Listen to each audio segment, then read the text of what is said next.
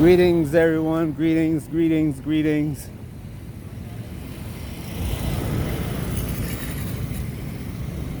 You know, every day of our lives, we wake up having to make a choice about something. Maybe the people we are living with, they're not making the right choices, and you're trying to decide, should we talk to them about it? Or the people that you're working with,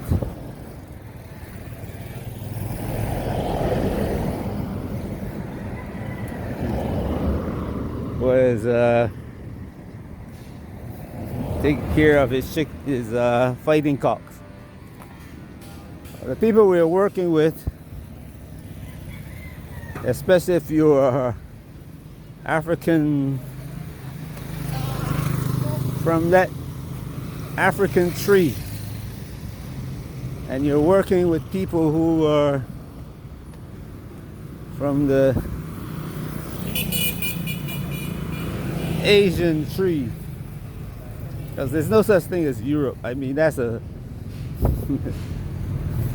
people call it racist, but wicked construct that try to make it appear as though they are separate from the rest.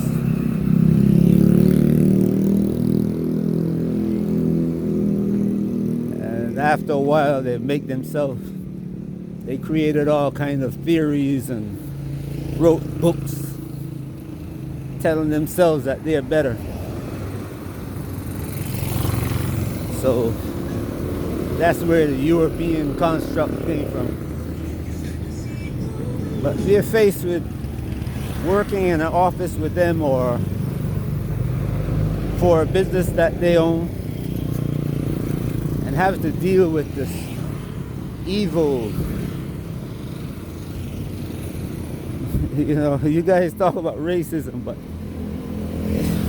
it is not racism, it is evil. That they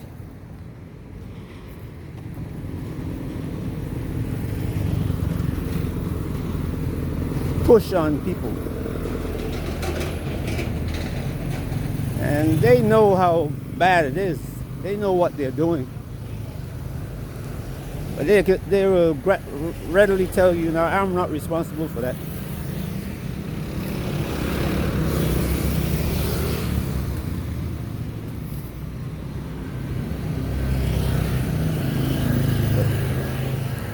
Could be the choices of who you meet in life, you know. Man meets woman.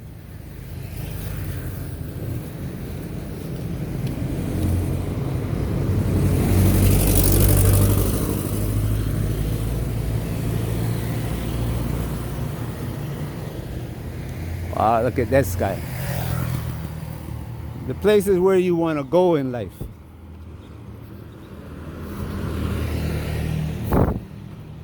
And in today's world, where family is not the same as it was in the past, you don't have a grandmother, great-grandmother, mother and daughter or son living in the same house. They have convinced the world, because they say God bless the child that has his own, but still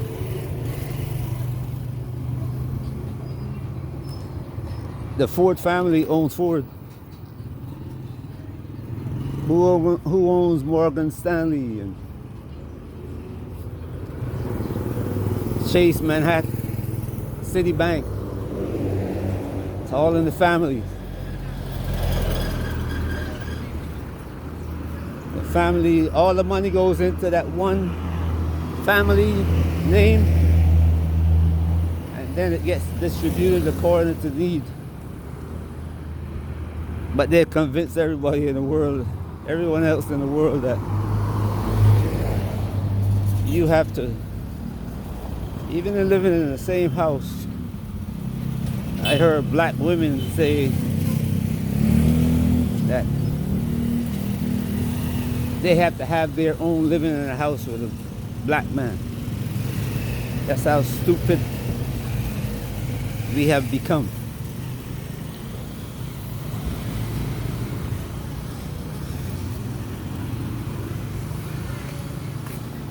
I've lived all over the world and see how one person in a family is working, and in some cases you have other people in the family who will quit their job and then sit at home and depend on this one person.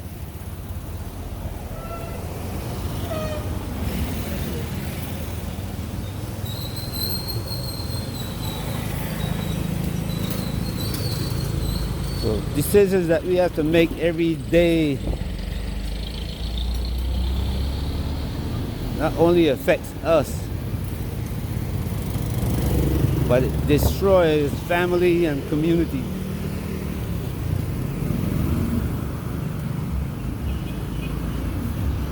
See, African women go to Europe and they do the same thing that the black American, black Caribbean woman does. Put the husband out so they can collect government subsidies.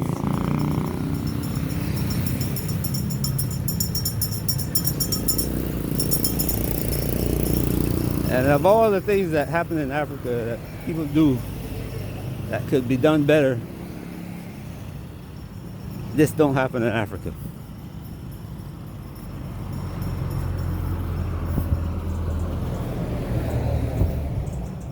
The choice to destroy your family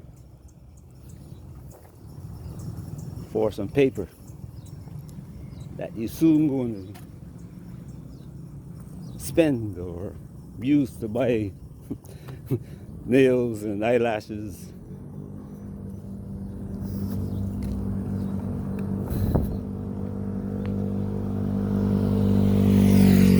Separating a man from his family. And now I've seen the Caucasian now. Caucasian people telling African women, do not do this. You will never see a Caucasian woman telling an African American woman not to do that, or a Caribbean woman not to do that.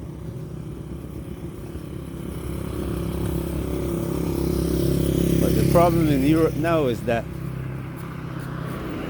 they're not having enough for themselves. The Europeans don't have enough for themselves, and they say, hey, we got to take care of Caucasian now. We can't afford to take care of African. All over Europe, what they call Europe, they're trying to ship Africans out.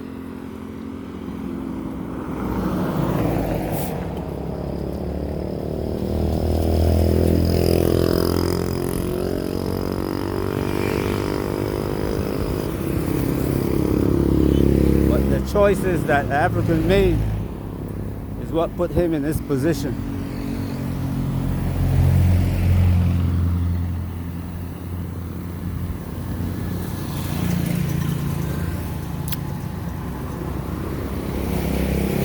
He's the one who enslaved himself. He allowed his leaders to send him to Europe into slavery instead of forcing the leaders to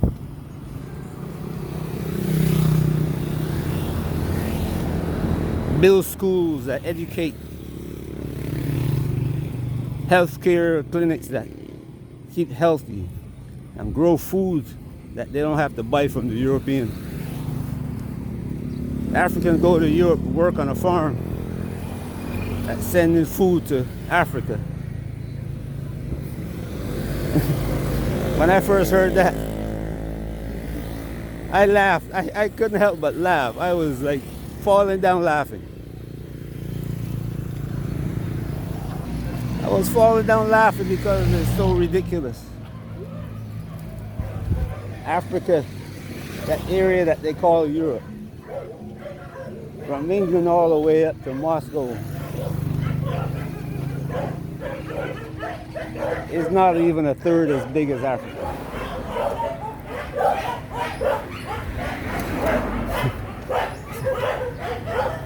Some of those same countries are in Africa trying to steal the resources. But here Africans think it's better than Europe.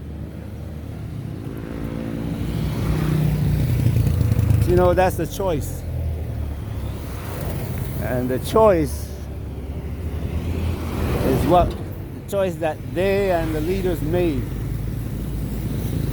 is what has brought Africa into the position that it is in now.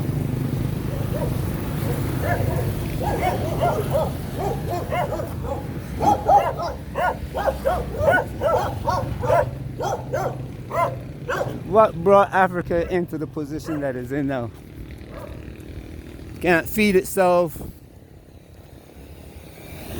You get to be 40 years old and you die because the diet can't grow the food that's nutritious.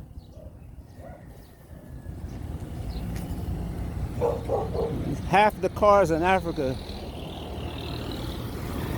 half, 90%, 95% of the cars in Africa are the result of Europe banning diesels and other old cars that then get dumped in Africa because the Germans and the British and the Italians and Spanish don't want to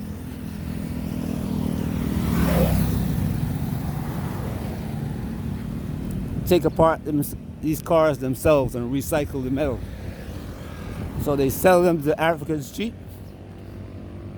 Africans bring them to Africa. They pollute the soil, the air, destroy the health of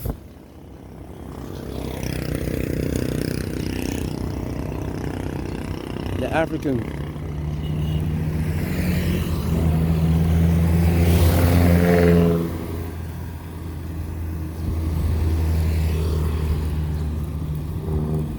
When I first saw a Mercedes in Africa,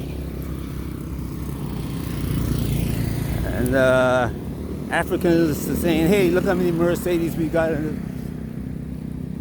was quite interesting. I said, "Man, how can these people afford to have so many Mercedes? Mercedes in the U.S. and the rest of the world is like a top of the line car." But that's what I heard. But then I began to dig into the situation like I always do. Whenever I see something that piques my interest, it's like, gotta find out why is that. And find out that the European don't want to spend the money to scrap their cars. They dump them in Africa.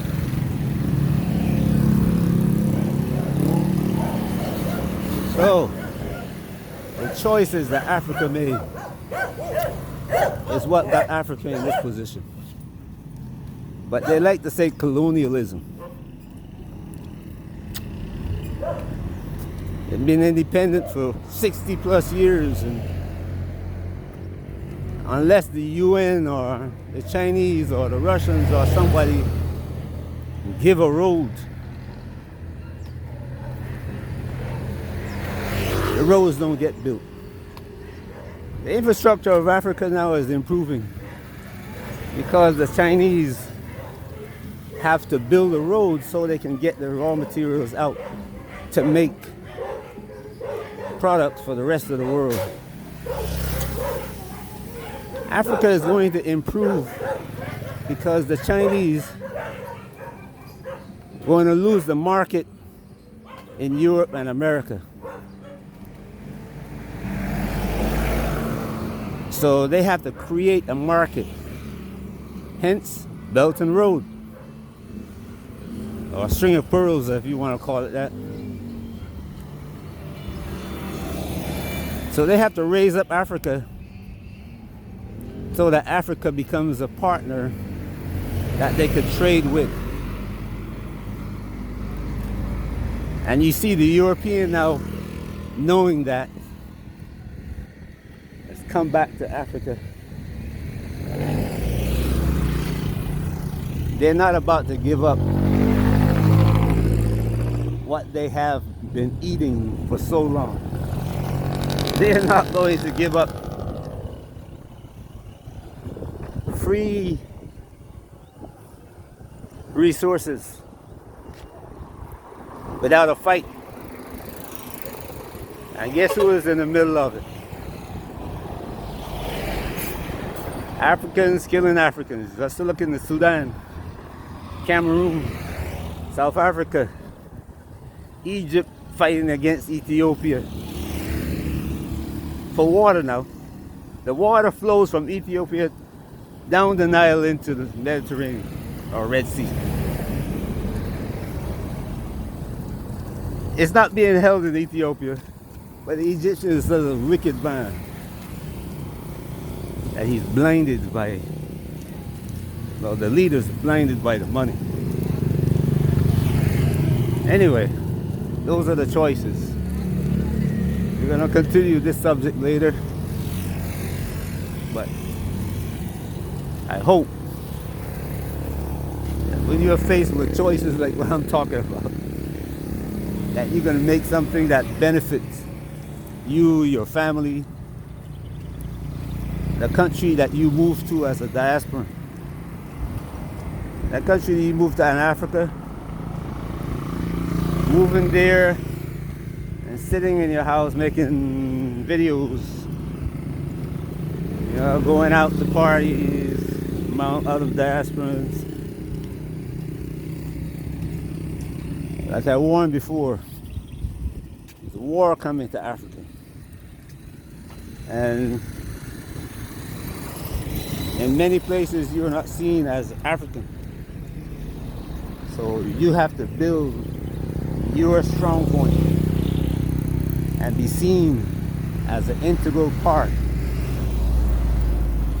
So they come to you for solutions. When the Europeans stop sending money. But it's up to you. You have the knowledge. You brought it with you from wherever you came from. You couldn't get to Africa unless you have been thinking, considering, reasoning, and find out that Africa is your best solution. So you better continue to do that. And start to use your knowledge for the benefit, not just today, wow, words, but for the future. All right, peace. Have a great day wherever you are. Like I said, the information that you're hearing from me,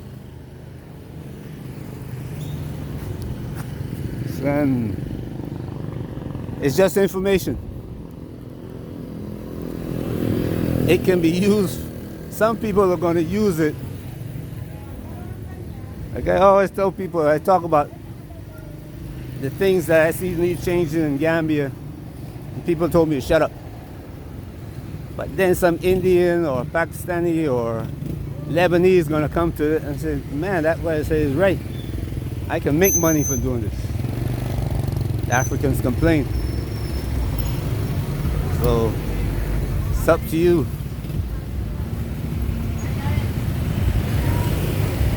Peace.